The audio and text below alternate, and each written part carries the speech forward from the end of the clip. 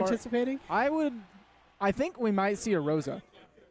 Interesting. Because they both did play Rosa for a while, and as cool as there's a Cloud? Rosa Cloud. Okay, so the Cloud is definitely AeroLink, because AeroLink's rocking the Raven tag. Okay. No. No, there's a cat on the screen. The cat is definitely Iggy because he plays cat in PlayStation All-Stars, or Gravity Rush is one of his favorite games, Gravity Days. Oh, but that's true of... we're going to have to find out later, because that's true of AeroLink as well. Anyway, we know who the other team is. Deluxemenu is definitely rocking the Bowser. JaySon's definitely rocking the Fox. And it doesn't matter who's playing Rosa and who's playing Cloud. Their goal is to destroy. So if I were to say one thing that really describes the majority of characters we see here, it's up air. You're going to see up airs from Rosa. You're going to see up airs from Cloud. You're going to see up airs from Fox. Bowser is going to clean up. Exactly. You know, they love having the opponent above them. They love getting those juggles. Ooh. What I want to see, oh my God. Worth it. Absolutely. Worth it. Oh, maybe not. Well, maybe not anymore. Yeah. It was worth it until Fox was there with the forward smash. Then it's a 2-for-1. Now, one thing I always look for when I see a Cloud in doubles is how well are they able to single out the Cloud, get him off stage. That's a character I would definitely edge guard, put priority on that. But one player should be enough to take out Cloud in his edge guarding. I mean, honestly. Force him to go deep in the stage and risk getting F-smashed or something. Right. I mean, passing to each other, always a good strat to make sure the Cloud goes off stage. Oh! Deluxe had to take a lot of damage from that Firefox in order to live. So very good for Cloud being on the blue team. When he goes blue with limit, we have no confusions. Yes. I remember somebody saying that should be a rule. I somewhat agree. All right. Okay, right now. 2v1, 2 1v1s, edge guarding situation going on. This Fox is so dead. I like how the Cloud, his only job right now is just to let Deluxe, no one yes. get through Rosa. Whoa, what was that? I was going to say, unless Deluxe is able to interrupt, this is the deadest Fox I have ever seen, but it didn't matter in the end. Ooh. All right, so blue team down 1 stock, but doing a nice double kill to get back in the game. It's interesting that the decision at the very beginning of this game to go for that trade with the cross slash put them down a stock, and now it's been consistent throughout. So you say the game is relatively even? Yeah. Except for that one move. That one move put them behind a little bit, and they have yet to find a way to catch up. That's another reason why I think capitalizing on team group kills is so devastating in teams, because it's so much easier to nickel and dime and play the long game in teams because everything's chaotic. But if you can get those focus fire kills like that, it's not going to kill unless Rosa. Wow. Wrong character. All right. So AeroLink and Iggy just finding their legs, adjusting to their new team combination that we haven't seen before. I've never seen either of these two players play Cloud. But Cloud's pretty ridiculous. Jeez. So Rosalina being the lightest character on the field, then Fox, right? I think so. Fox and yeah, Fox dies later than you'd expect. Or he dies earlier than you'd expect because he's super light, even though he has that fall speed. All right. I'm pretty sure that Rose is lighter than him. You see Iggy's face right now? That's a bail. Double bail is actually very difficult to deal with. It looks like they're sticking. I like this. Stick with it, fight it out, learn what you need to learn, make some adjustments, have a game plan. One of those things I suggested. If it didn't work up, back up, double bail, boom. Not what we're seeing here. Instead. So maybe they're first deciding on the stage to try to do a psych out, because that face that Iggy's doing is like, I need Bayo. But Bayo's busted. I'm telling you. Bayo in doubles, when she can carry you all the way to the top, normally when you're having a 1v1 situation and your partner's getting comboed, you can do something about it. But when Bayo's all the way at the top of the screen, it's very difficult to interrupt without getting yourself in trouble as well. Unless you're Pikachu. Yeah. You send a Thunder up there. But just Bayo's guns. Yeah. I'm pissed. Yeah. Like, just Bayo's guns. So I did this video before analyzing explaining what I call conservative design, right? And I remember this video. It's where, like, okay, you got to design space. You got how most things are balanced and tuned. But there's some characters, there's some moves that come along and they say, you called it. There's some characters, some moves that say, hey, I know everyone has like 3 pros and 2 cons. I want 6 pros and 1 con. Like, hey, I remember you were doing a side-by-side of Mario's Fireball versus Corrin's Fang Shot. Yeah. There are definitely some comparisons to be made. But definitely with Bayo's neutral B, it like has rapid hitting. It has like no holes you can jump through. It has like too little cooldown when she's done firing. It can be charged, it can be canceled. It's too much. Speaking of, on Lilat, you get a lot more opportunities to use that gun. So let's see. I want to see some guns. We will see in doubles, they might want to fire it a little bit less than you'd see in singles just because your partner's there. You don't want it to be too chaotic. The guns alone can hold an entire character still for the duration of the guns. And then what stops you from just shooting more guns? Wow, there are witch twists flying. Bowser's just hopping from one Bayo to the other.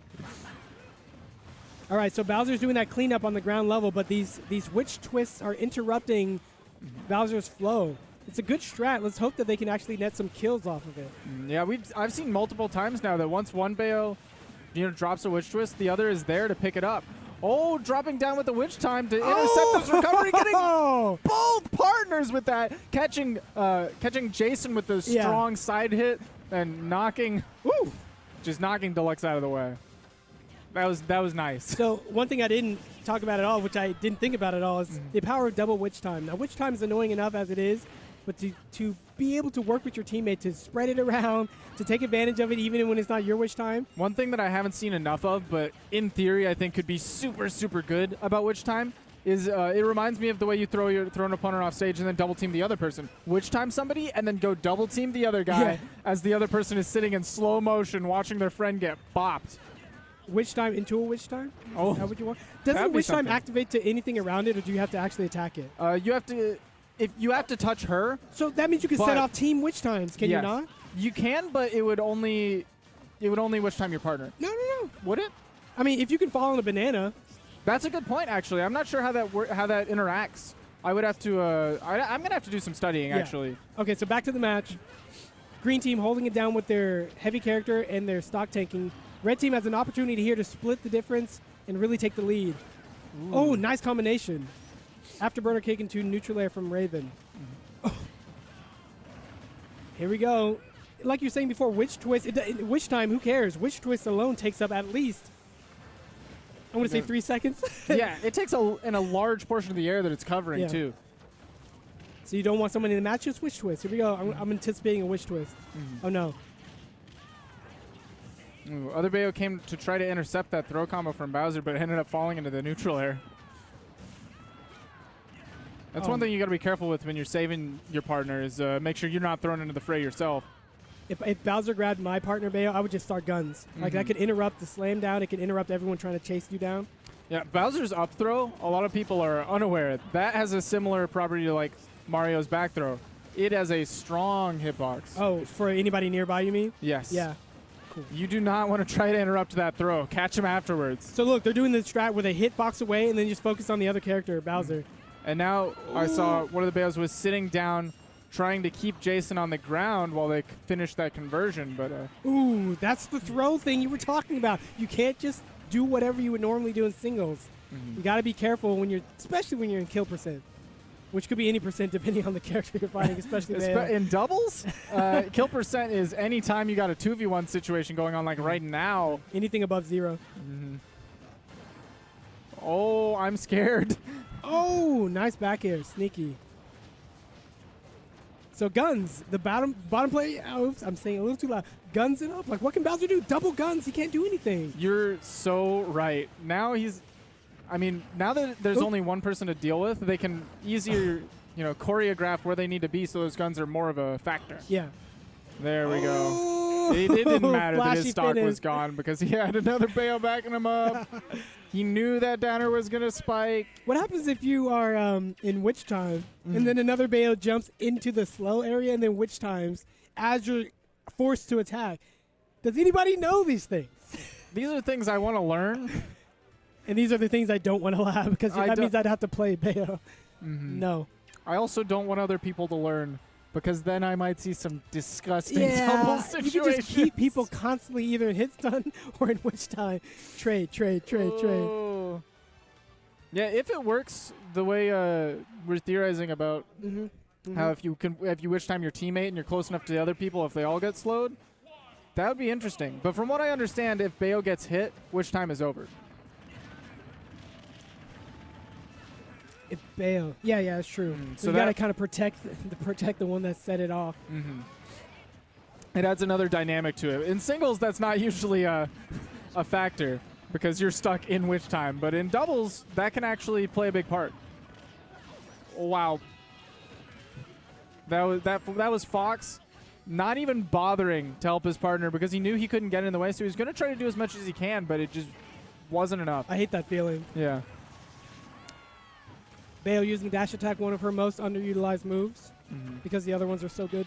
Yeah, she just broke through that space. It's a situation where the move is good, but on a character where there's so many better moves. I'm gonna be one of those commentators that doesn't say nice back air, but you know what I want to say. Yeah, but I know exactly what you wanted to say. Sometimes a back air is just nice. So it looks like both players have really good edge guarding routines against Fox, and also Bowser. So depending on the edge guard situation, they can just do whatever they need to do on the ledge and take up a lot of time.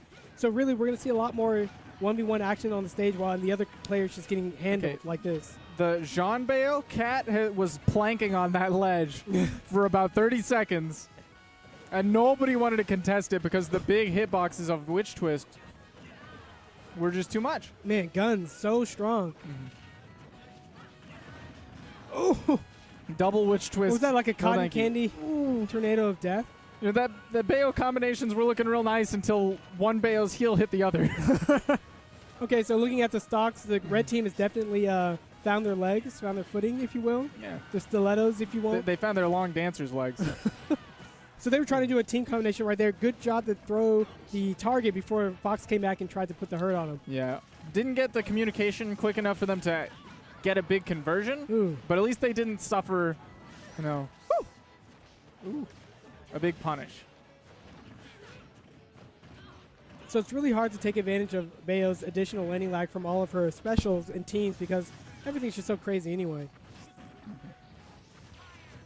Team seems to be the kind of mode where you can just land and nobody touches you just because there's so much going on. Right, especially when you have your partner there and ready, your partner is there, forward airing. Busted? Oh my gosh, busted. That was... I mean, you can't have repeatable Rekakin mid-air fair one combos that combo knockdown at 0. Are you kidding me? It has enough set knockback to knock down at near 0 damage. She's like, pop, you're on the ground. You know how other characters have to work for that percentage to get those knockdowns? Bayo? I thought I was watching Super Smash Bros. For the Nintendo Wii U, not Guilty Gear.